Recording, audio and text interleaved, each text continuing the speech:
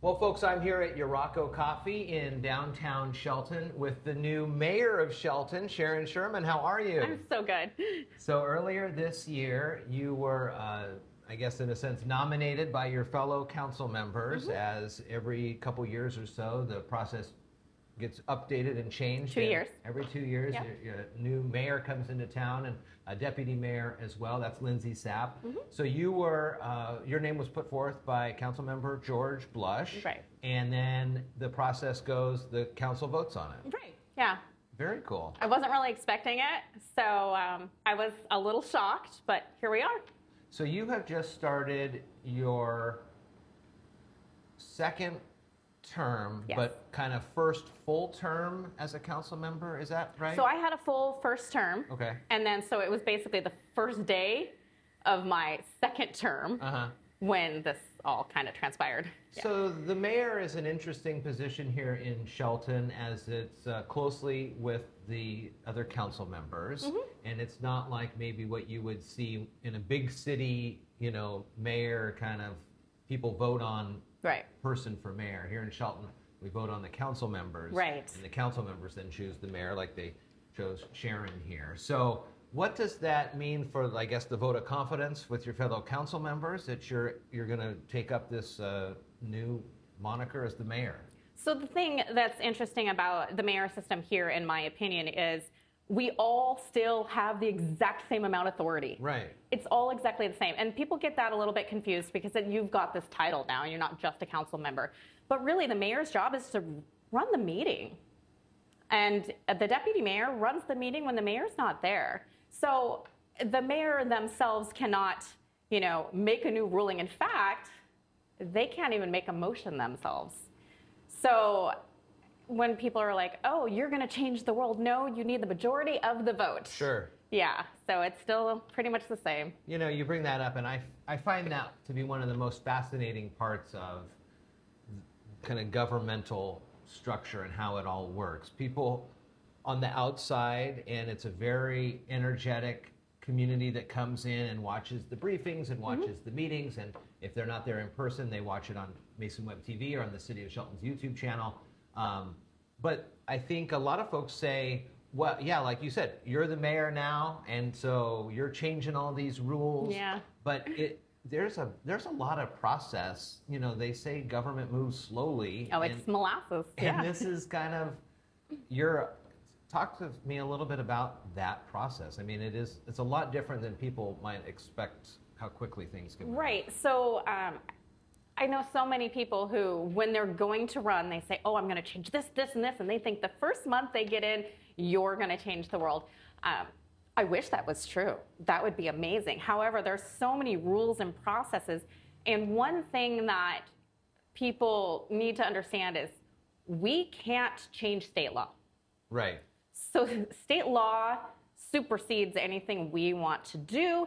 So if it doesn't follow along with state law guidelines, it's kiboshed before you get start, really. Sure. And So, who's the person that, so whether or not you put that forward and then somebody looks and goes, oh no, state law says this. Well, luckily we Who's the have a city manager who Okay, that's pretty the much city knows that. And then Yeah. we also have a city attorney if there's a question on whether something's legal or not. Right. Okay. So that's how that Right. works. You can put out the idea and say, let's study it a little bit and figure yes. out whether or not it's legal Right. based on the state Yeah, laws. and what you can do. And so sometimes, you know, you'll come in with this really grand idea. They're like, no, you can't do that. So what you want to do at that point is kind of scale it down. Okay, but what can we do to go in that direction that we are allowed to do? Yeah. And then we have open discussions in our study sessions, which are the opposite Tuesdays of the city council meetings. We can have those open discussions. And then the different sections, you know, public works and parks and all the others, they can come on and brief us on what projects they're doing, where they're at, and we can openly ask them questions and have a dialogue. Whereas in the city council meetings, it's You've got to follow the agenda. right. You follow the agenda, and then whoever's briefing briefs you, and that's pretty much it. It's not an open dialogue. And another thing with that is when people do public comment during our actual city council meetings, we love that because we need to hear the concerns of the community, and they have 3 minutes to say that. However, we're not allowed to respond. Right. And a lot of people don't understand that. And they'll ask a question, and we have to just sit there. And so I really want people to know that we do care. We're just not allowed to respond at that moment. So if somebody brings up a question and you want to answer but you can't, what do you do after the meeting or in between before the next meeting to either find an answer for that citizen or then bring it back and respond? Can you respond afterwards? Yeah, you can. After the meeting, you can respond. A lot of times it is helpful to have the city manager kind of there with you to make sure you're not accidentally telling them the wrong thing. Right. Because we're not going to know every rule and regulation in the world. We can say what we know is going on. We can say, okay, we know we're moving in this direction. However, we have to be careful what we say too, because if we're wrong, then that's kind of a big deal. Yeah. So we usually will go over to Mark and be like, all right, Mark, here's the question they posed, and then he will usually help us understand it. Now, sometimes there's a situation where we really don't know, right? And so he'll be like, give me your email, we will get back to you. And then they'll send him an email saying, this is what we found out. Mark's been at the city forever. I think 30 years maybe, if something not like more. that, yeah. What's it like to have someone with that kind of institutional knowledge helping navigate?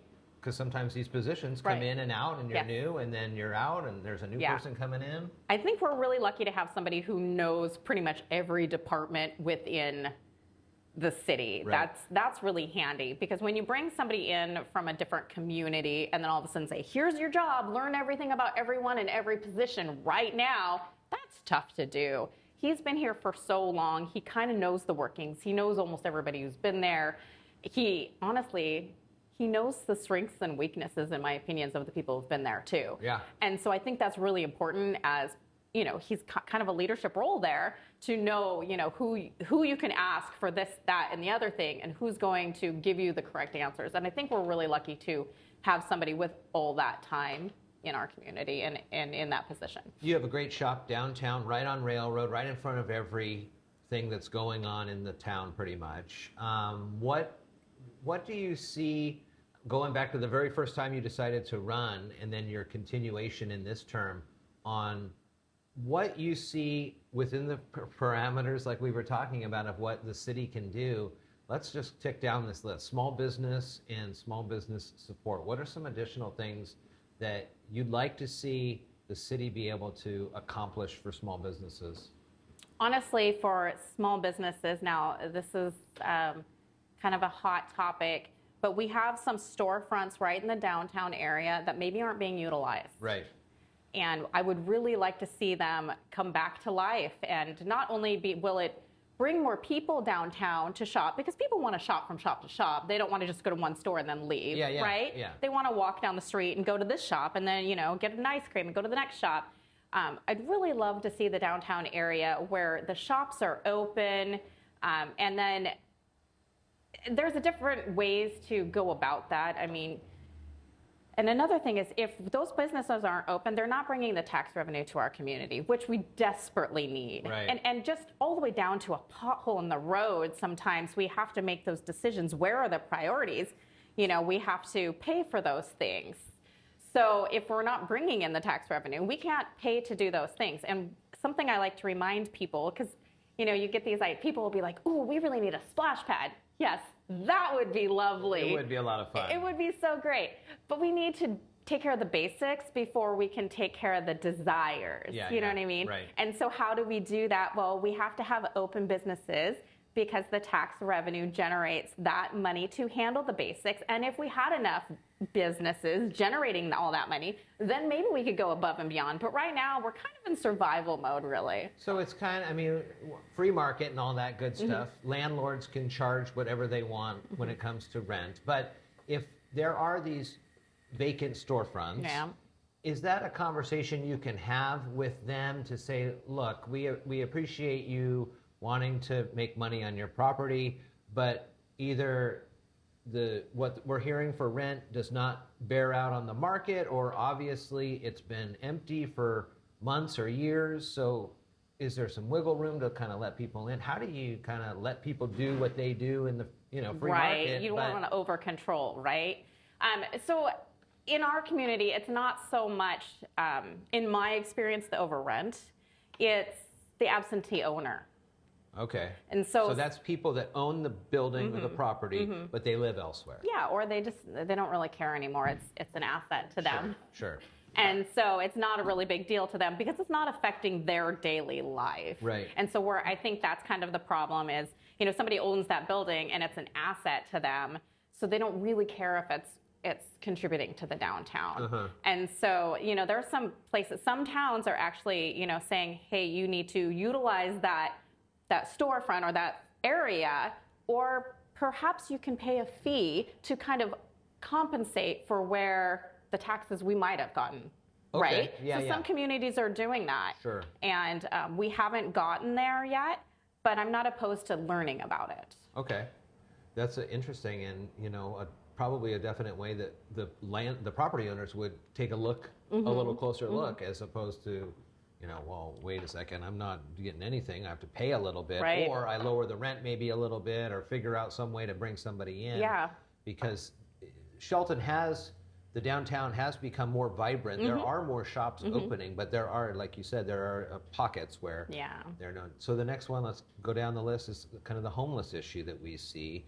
A lot of that has been talked about primarily in the kind of Brewer Park area, but business owners do see homeless sleeping on the stoops every so often, and it causes some folks a concern whether or not they should come downtown safety-wise or things like that. And this, again, is a real tough one when it comes to navigating perhaps the wants of the council versus the city, state, and federal laws. Correct. You've got that. It's tough. As you know, my business is right downtown. I literally can see Brewer Park from my window. So I'm in the heart of it. And so it's a concern. I will say we're doing better. Sure. So there was a point that it was worse, and we've done what we can do up to this point. And I think proactive is going to be the way we need to be, instead of being reactive in those situations where, maybe there's a bunch of people sleeping in the park and they shouldn't be, because we have rules and regulations that says, you can't stay in the park. You can't live in the park. You can't camp in the park, things like that. So we need to, number one, enforce them, obviously. Number two, be a little more proactive. And so instead of waiting for that call, do a drive-by. Make sure it's okay. I believe that's something that our police department is working on. However, just like with everybody else, they're low on staff, right? Well, they're low on staff, and if they're going to fine or arrest somebody, there's no room at the jail. Right. So how do you, well, you're like, well, I guess. In a lot of situations, you don't have to fine or arrest somebody for that. You just say, hey, look, you can't be here, and give them resources. So we have so many resources in our community. And Lindsay Sapp brought a nice list yesterday that we can pass out to the officers and the court system with all the different resources. And there's hundreds of them on there. Be like, here's some options. Maybe they can find you a bed. There's different things. And, we have free transit. Right. And there are more opportunities for those types of things in Kitsap County and in Thurston County. And I know there's a lot of people who say, oh, well, you're taking them away from their home. If there's a bed available and we don't have a bed available and we can get them there for free, if it was me, I'd want to take that bed for the night. You can take that bus back if you need to, right? So that's just, it's another real controversial issue. But there are options, and it's not always arrest. Obviously, that very seldomly actually happens. Usually, we're like, you know what, you can't stay here. It's not fair to the local business owners. The neighbors next door, are not comfortable with this. It's time for you to move along, and usually they will move along. It seems like over the last couple years, a few different police chiefs have come in and out of the city, and Chief Kostad now is doing another great job of being visible.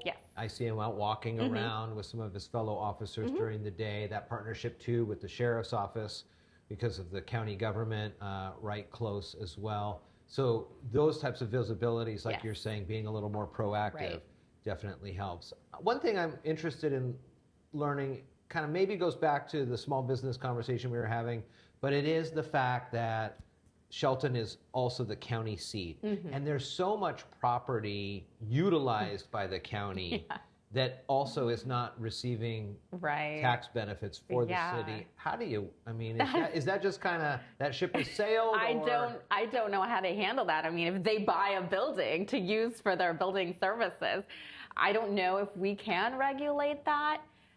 There are pros and cons to, county will maintain their buildings. Right? Sure, right. So there's that. There's some good things to it. However, that's not bringing in tax revenue, obviously. You can't use Building 10, which is now a courthouse, to sell furniture anymore. Yep. That used to bring tax revenue in. Yeah. So, but I don't think that we should control, you can't, buy that building, but maybe we can zone it, perhaps. Okay. You know what I mean? And that's a possibility. We do have different zones. We have like a historical zone, and now we have an art district, and we have different zones. Maybe that's something we need to hone in on, Let's talk a little bit more about just the city in general and being the mayor. I would assume then at the beginning of each year, everybody kind of looks at their, I don't want to say committee assignments, but the different boards that they go on. And a lot of times you pick the board because you're passionate about that issue. What are the boards that you're on, and what can we talk about that? So for me, because I'm also a business owner, I'm passionate about all of it. Like, if I could go to all the meetings, I would. And I believe that the previous mayor felt the same way too. But I am a business owner, and I have to work my job too. Yeah. So I can't go to all of them, which it's not, we all need to divvy it up anyways. So right now I'm on the Criminal Justice Task Force, which is really interesting. We've got judges in there. We've got Department of Corrections who comes in there. We've got local sheriff's office.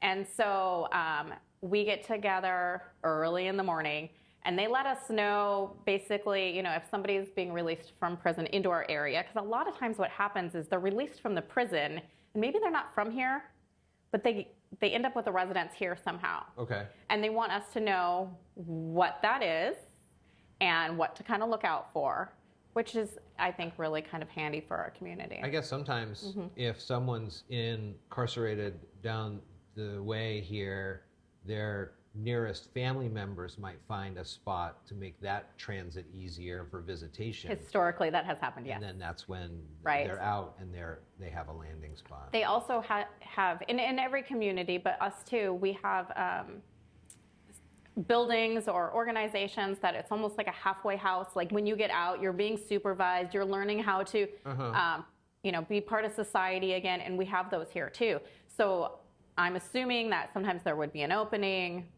And let's be honest, if you were committing crimes in Tacoma and the people that you knew lived in Tacoma, and maybe you don't want to go back to that, maybe it's best for you not to go back to Tacoma, to go back to that lifestyle, right? Yeah. Or wherever it may be, however. So maybe it's better for you to be in a different environment where you can make new friends and recreate yourself, because that's the whole idea of being incarcerated, right? Yeah. So there's pros and cons to that. At that point, you hope they're trying to better themselves. And so we have to give them the benefit of the doubt until proven otherwise. So let's talk a little bit about residential living here in Shelton. And there's a lot of residential neighborhoods being built up. Expansion plans on some of those are already in the works to bring even more homes. What are some different ways the city is looking at making investment in residential and investment in business, I guess, too, a little more attractive to outside interests who, for whatever reason over the years, have overlooked Shelton as a destination? Yeah, I'm not quite sure exactly why. Maybe it's because we're just not on the I-5 corridor, is what I'm assuming, because that's easy access. And so, my goodness, I don't know how many times I feel like I'm beating a drum. I'm like, we need a hotel. Well, now we're getting one, but it's still not in the city limits. Yeah. And it's still not going to draw the tax revenue for the city residents, which is what we really need. I'm glad that we're getting one, because we need more places for people to stay. This is a wonderful area to visit. Right. We have so many activities. Yeah. We have all the festivals that we have on top of the ridges at the edge of town. There's so much going on. So we do have some things that are really interesting that we've put into play in the past few years. is we used to have rules about how high you could build. Sure, yeah. Not anymore, as long as you're structurally sound. I mean, the International Builders Code has rules and regulations about safety, obviously, as they should. But at this point, if you want to go way up and you can afford to go way up, please, by all means. And so that could give you, instead of buying massive amounts of land, you could go up. Yeah. You could do businesses on the bottom and you could do apartments on top. We would actually love more of that kind of situation in this community. We see a lot of that in downtown Olympia has been doing a lot of that with the storefronts on the bottom and 4 or 5 stories on top of residential. And we're a great place as soon as you see those, another one's coming up and they're already full. I mean, it's right, amazing. exactly. And so we really are kind of encouraging that, getting the investors to come here and do that. Do you know anyone? No, but I'll do some outreach if you need to. Come to Shelton, it's beautiful. Talk to the EDC. They know all about what's going on. Absolutely. One thing you just mentioned there was the height, and there are international or national codes. What are some things that you think the city could do to help, I guess, permitting in a sense, but kind of not put any extra barriers on city regulations when state or federal guidelines are good enough? Right. I hear what you're saying. However, we need to make sure that what you're building works for our community. Okay. So we want this to be a walkable community too. We don't want everybody to rely on a car. Sure. So if your building front is over a certain amount of square feet, and I don't remember the number, and I don't want to be quoted wrong, but there is a number, and if it's over that amount, then you do have to put in a sidewalk, because the idea is we want to make this community better for pedestrians in the long run. So if you're building a whole community, yes, you need to put in sidewalks, but it's going to make it safer, and that ideally it would keep less cars on the road because you could walk. So let's say you're going to build up above Neyland Park. Sure. Because there's a whole area there that could be built. Yep. That park is at the bottom of the hill. So that's where the kids are going to want to go. The families are going to want to go. There's a little dog park there. You need to make it accessible, because like right now, there's not a sidewalk up that hill. No, so it's not really a safe way to get up that hill. We need to make it better for the people who are moving here and the people who live here, instead of just saying, yeah, you can do whatever, because that's not really fair in the future to anyone. So is it a little more expensive? Yeah, a little more pavement is a little more expensive. I understand that, but it's going to be better for everybody in the long run. So the city council meets on Tuesdays. There's either the regular meetings or there's study sessions. The study sessions are open too, right? Right, study sessions are open to the public. Yeah. So you can come down to the Civic Center and check those out. They're also available on the city's YouTube channel, and Mason Web TV does a good job of posting that information as well. Yeah. New mayor to the city of Shelton, Sharon Sherman. Thanks for some time. Yeah, absolutely. Thank you.